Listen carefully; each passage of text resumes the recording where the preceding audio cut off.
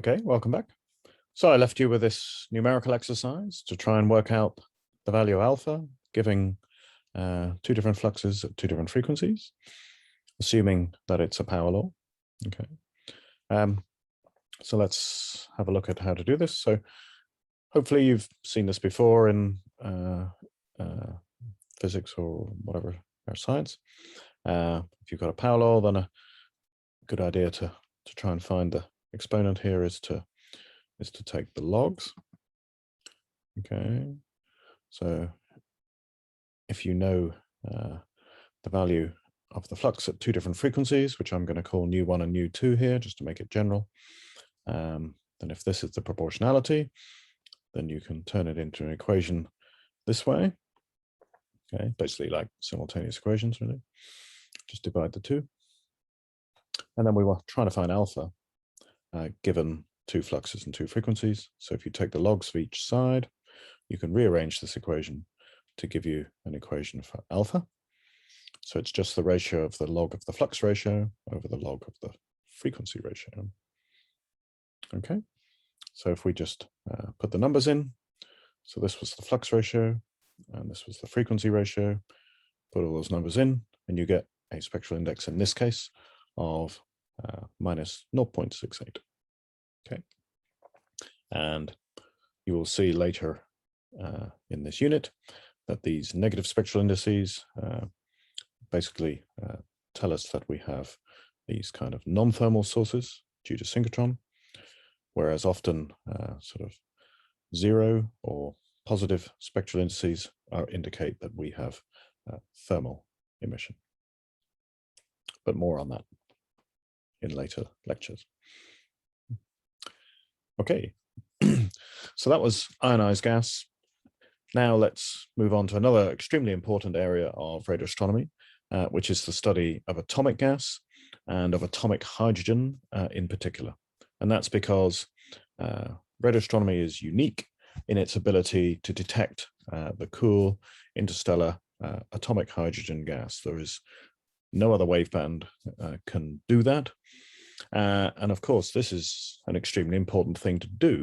Hydrogen is the most abundant element we have out there in the cosmos, for a start.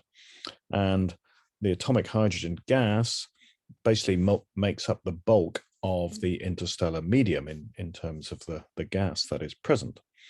So if we can't trace where most of the interstellar gas actually is, where the mass of it is, then we'd be in serious trouble.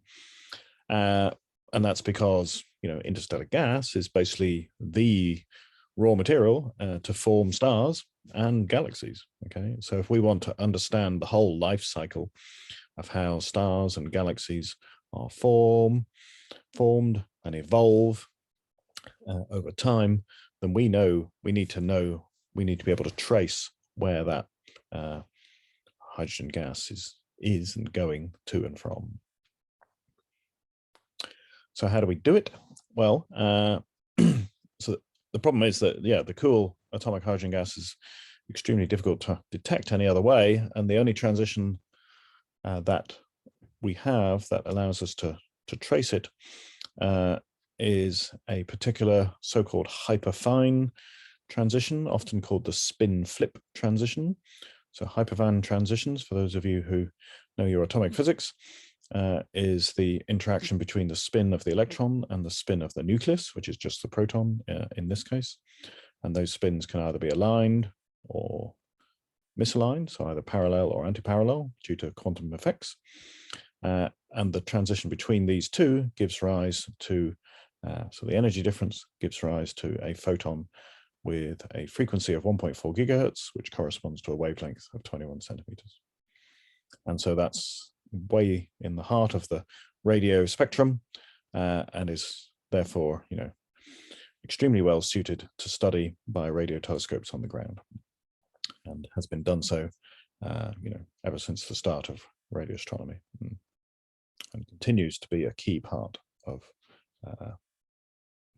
what we can do with radio telescopes.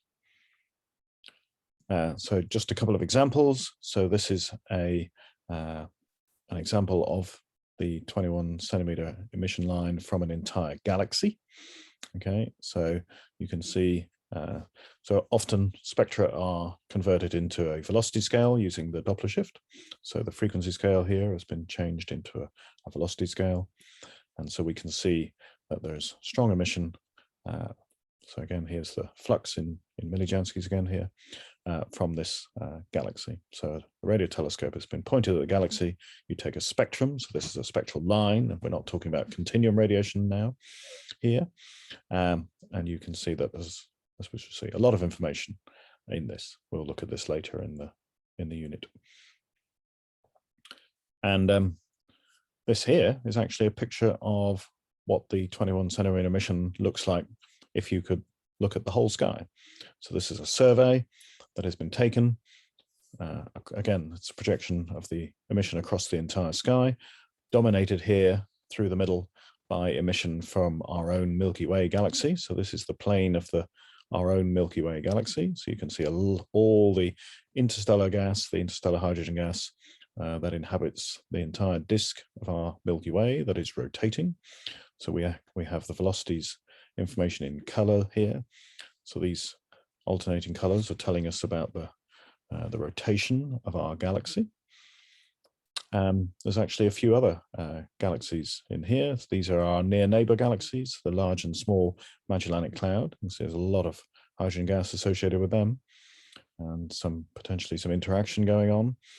As you can see, hydrogen gas being stripped away here by the gravitational interaction between these galaxies that are orbiting the Milky Way itself.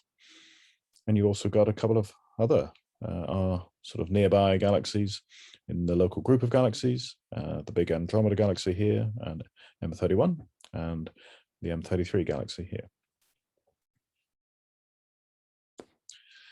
So finally, molecular gas. So, this is a more niche part of radio astronomy, but important nonetheless. So the molecules that emit mainly by rotational transitions, so the quantized effects of rotation, that is usually the preserve of what we would call the millimeter wave band. So sort of between infrared and the radio wave bands, really. But a lot of the techniques used in millimeter wave astronomy are exactly the same as in radio astronomy. So we will be including some of that in this course. And by way as an example, here is an example spectrum of a whole forest of emission lines from various molecules, again, from a region where new stars are being born. So they're born out of a cloud of molecular material. So you can diagnose all sorts of physical conditions and the composition of the gas from these kind of spectra. And this is a spectrum taken on that frontline ALMA telescope that I mentioned earlier by Naomi Asabri-Frimpong during her PhD at the University of Manchester that was funded by the DARA program. So Naomi's, from Ghana. So, so that's sort of thermal emission from molecules at millimeter wavelengths.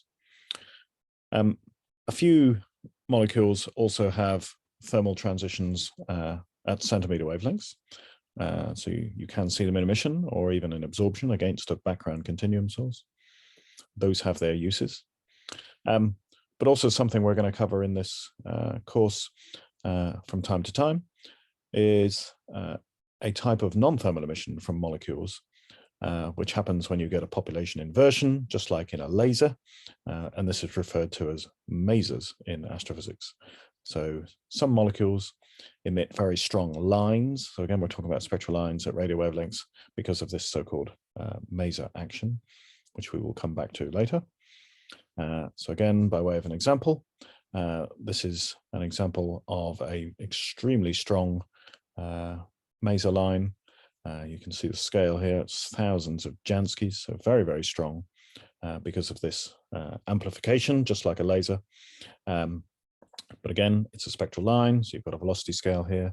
Again, this is from molecules around where new stars are forming. And again, this is an example from one of the Ghanaian students that has been supported by DARA, Benedicta Wood, during her PhD. Okay, so we've gone through the idea that radio astronomy can look at ionized gas, the atomic hydrogen gas, and in certain circumstances, molecular gas. But I just want to highlight a couple of other areas where, again, radio astronomy really gives kind of unique insights that are difficult to get from any other waveband. So one of those is tracing of magnetic fields out there in the universe. So we know that magnetic fields pervade on very many scales. The sun is very magnetic. We see other stars that are very magnetic. Whole galaxies, and even the space between galaxies, all threaded by magnetic fields. But how do we trace where they are, their geometries and their strengths? Well, a lot of this is done through the unique insights of another feature of electromagnetic radiation, which is the polarization. Okay, so electromagnetic waves can be polarized either linearly or circularly. And so we can often, as a matter of course, with radio astronomy observations, especially if we're looking at those synchrotron sources where you need the strong magnetic field, if we look at the linear polarization pattern, we can just immediately trace out the geometry of the magnetic field in those extended sources.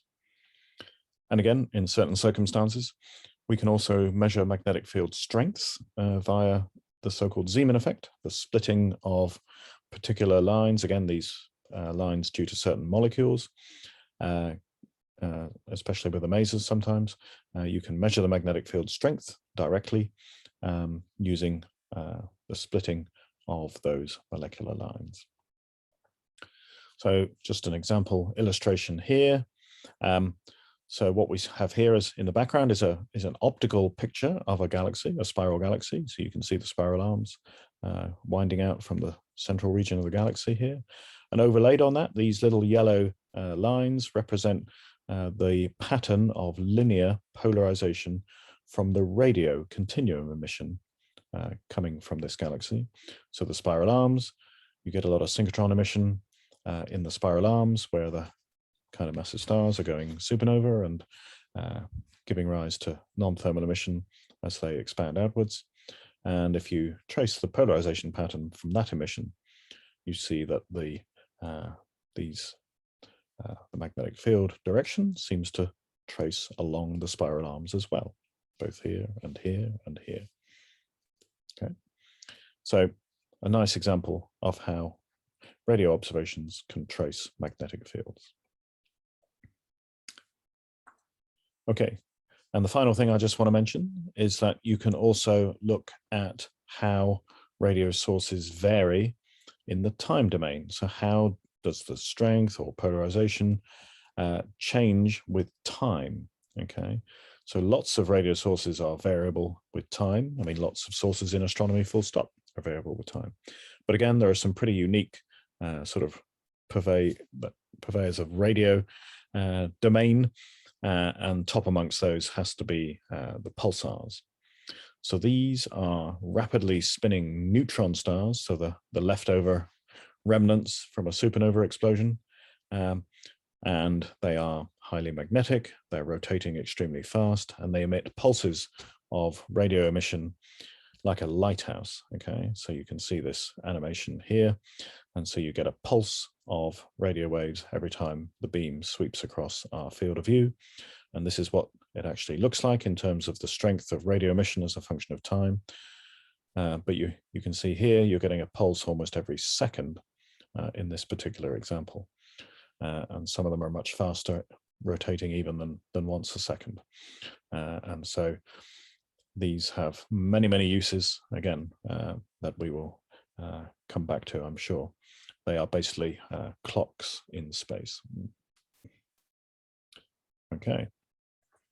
So I just want to summarize this introduction by returning to one of the points I meant at the beginning, which is this idea that this first unit is to give you an insight into the variety and physics behind many of the radio sources out there in the universe, and to enable you to sort of get a grip of an understanding as to what the key science goals of the SK itself are. What is the square kilometre planning to do that will, revolutionize our understanding of astrophysics? And so you can see some of the ones I've taken here off the current SK website. So looking at the whole way that galaxies evolve from the very first signs of material hydrogen gas clumping under gravity and starting to form the first stars, galaxies, and giving us insights into the evolution of the whole universe. So that's covered in these. Okay, part of galaxy evolution is also looking at this: what happens to the hydrogen gas over cosmic time? How does it get transformed into stars, and the whole feedback activity from AGN. I touched upon this idea of using radio waves to look at magnetic fields. So that's going to be a big new feature. The extreme sensitivity of the SK allows us to do that in a much more comprehensive way than has been done to date. We just looked at those clocks in space, basically, the pulsars. And if you want to test Einstein's theories, general relativity to destruction, then you want a clock in a very strong gravitational field. So basically, looking for things like pulsars orbiting black holes will really give massive insights into whether general relativity is correct or not. And the area that's closest to my heart is much closer to home, looking at nearby regions where new stars and planets are forming. So trying to understand how planets themselves form, to see whether there are any molecules, so prebiotic molecules that might point to how life itself originates. And another interesting question that radio astronomy addresses is, are there any signs of intelligent life out there in the form of interstellar communications?